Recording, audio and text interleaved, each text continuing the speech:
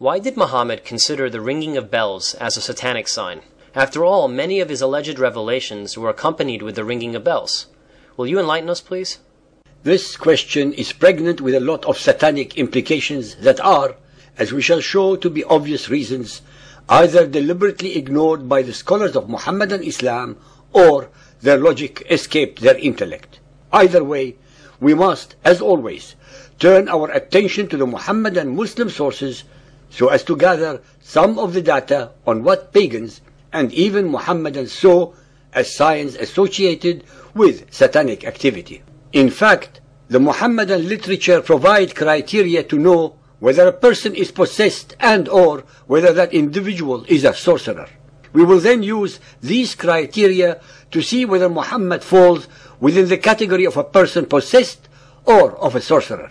According to the oldest extant biography of Muhammad's life by Ibn Ishaq, subsequently edited by Ibn Hisham, the Meccan Arabs tried to come up with an opinion about Muhammad which they could then tell the other Arabs visiting the Kaaba. In doing so, they give us an idea of some of the signs that were typically associated with possession and sorcery. Alfred Guillaume's The Life of Muhammad, page 121.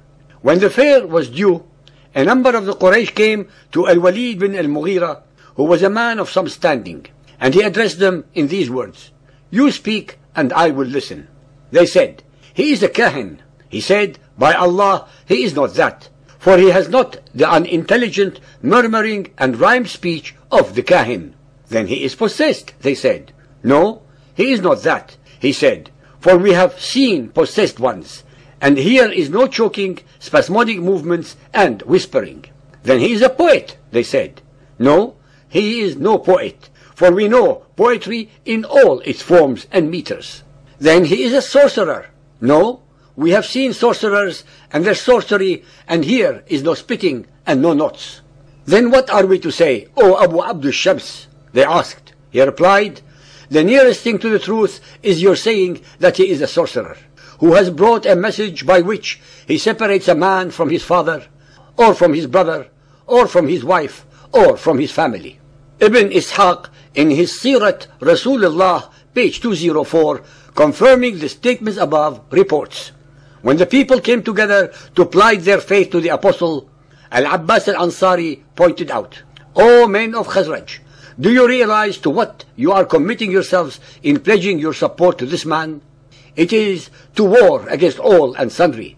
The above hadith is remarkable because it shows that even 1400 years ago, among the most ignorant and undereducated people, there were some who realized the enormity of the future consequences of following Muhammad's dictates. That Muhammad's message was and is so evil and demonic that it pitted men against women, sons against fathers, brothers and sisters against each other, wives against husbands, and utterly destroyed family and tribal loyalties, manifests itself even after the lapse of 1400 years amongst his modern followers. This is exactly what Satan's message and purpose for humanity would have been. Sahih al-Bukhari Hadith 1.2 and 4.438 narrated by Aisha. Al-Harith bin Hisham asked Allah's Apostle, "O Allah's Apostle, how is the divine inspiration revealed to you?" Allah's Apostle replied, "Sometimes it is revealed like the ringing of a bell. This form of inspiration is the hardest of all, and then this state passes off after I have grasped what is inspired." Sahih al-Bukhari 9.111, narrated by Aisha. The commencement of the divine inspiration to Allah's Apostle was in the form of good, righteous, true dreams in his sleep.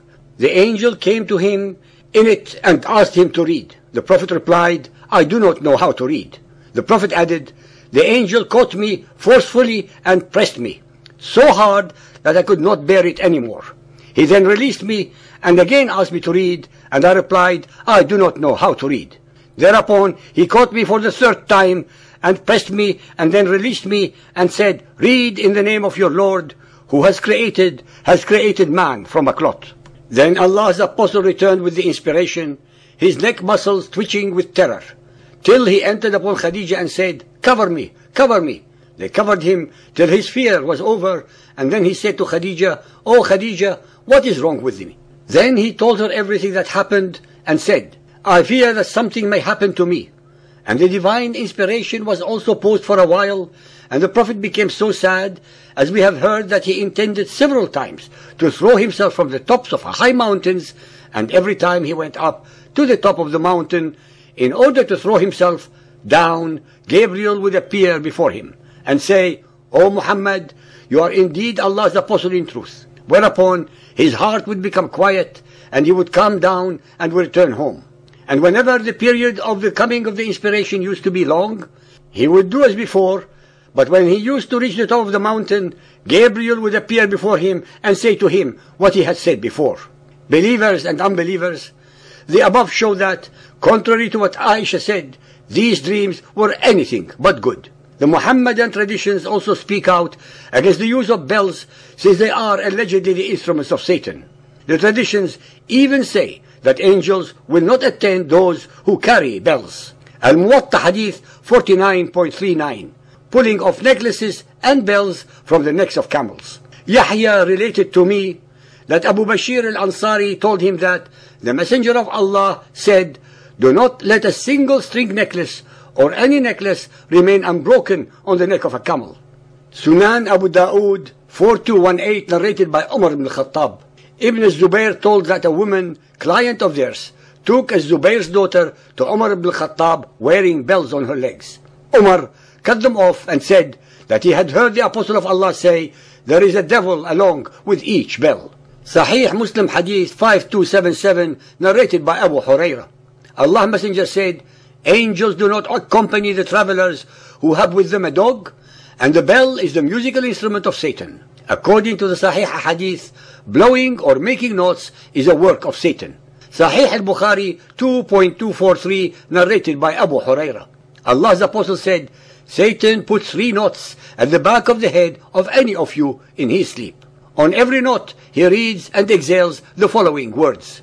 Another possible indication of sorcery or magic is eloquent speech. Sahih al-Bukhari 7.62, narrated by Ibn Umar. 2 men came from the east and delivered speeches, and the Prophet said, some eloquent speech has the influence of magic, or speech is as effective as magic. Furthermore, Muhammad taught that bad and evil dreams were from Satan. Sahih al-Bukhari 4.513 and 9.113, narrated by Abu Qatada. The Prophet said, a good dream is from Allah, and a bad or evil dream is from Satan. Sahih al-Bukhari 9.127, narrated by Abu Hurairah. The Prophet said, I have been given the keys of eloquent speech and given victory with terror. According to the above data, the signs of possession, sorcery, and satanic activity are 1. Choking, gasping, spasmodic movements, delirium, and whispering. 2.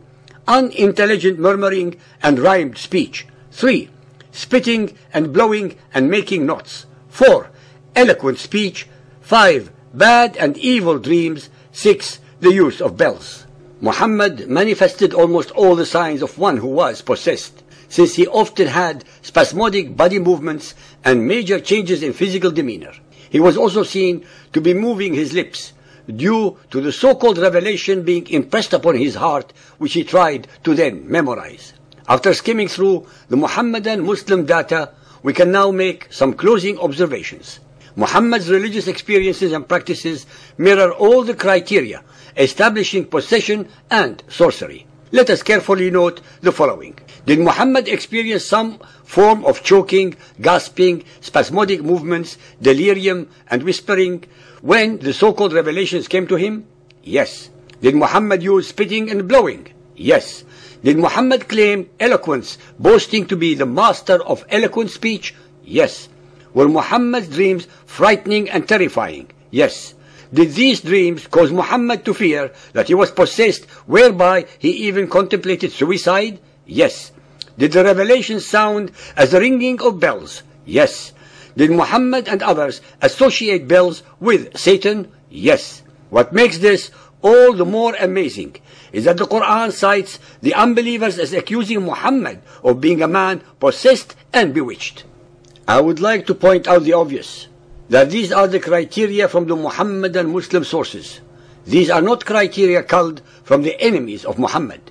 Muhammad meets many, if not all, of the criteria of being under demonic influences that are confirmed by the Islamic source texts.